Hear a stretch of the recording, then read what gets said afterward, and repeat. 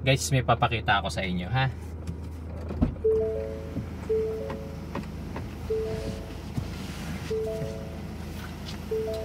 Nakita nyo ba? Hindi nyo nakita? Ulitin ko, ha? Ito. Lagyan natin sa drive. Tapos, bubuksan ko yung pinto. Okay. Ganyan ka ingat or ka-safe si Ford Everest. Kapag ang driver medyo clumsy or hindi maingat, gigilid, may bibilin, o kaya may kipagchismisan sa kumpare na nakita, bumaba sa sasakyan na hindi nilagay sa park yung transmission. Okay? So kahit naka-drive ka, kaya naka-drive tayo, basta binuksan mo ang driver side, kusa siyang bumabalik sa park. Galing, no? Sa drive lang ba? Baka tanong ng iba. Lagyan natin sa reverse. Nasa reverse, yan natin. Bumalik siya sa park. Baka sabihin ng iba, baka after lang niya ng ano, kasi nga naka-idle ka, kaya gumaganyan siya. Ay, paano kung galing siya sa drive? Reverse tayo. Reverse tayo. Okay? Wait lang, i-reverse tayo. Ayan. Ayan natin yun. Nakita ba sa video na matras tayo? Okay. Tapos, buksan natin yung pinto.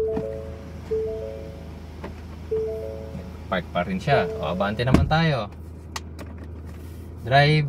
Abante. Uy, nakita si kumpare. Bumaba. Ganyan kaingat si Ford, mga bossing. Number 1 lagi pagdating kay Ford, safety.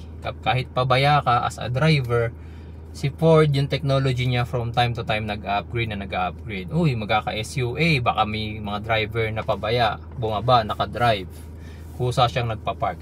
Although baka may magtanong, sir, pati ba yung parking brake nag-activate? Actually, hindi, mga bossing.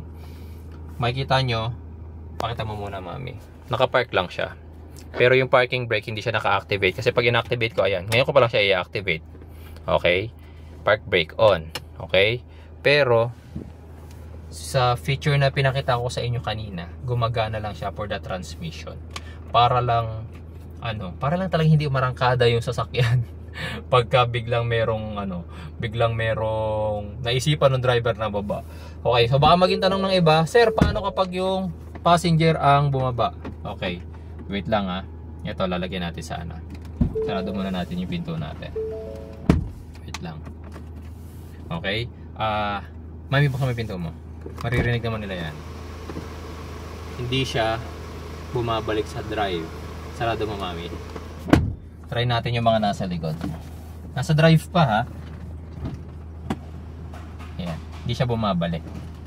Pero once na driver ang lalabas, pagkabukas pa lang, bumabalik na siya sa park.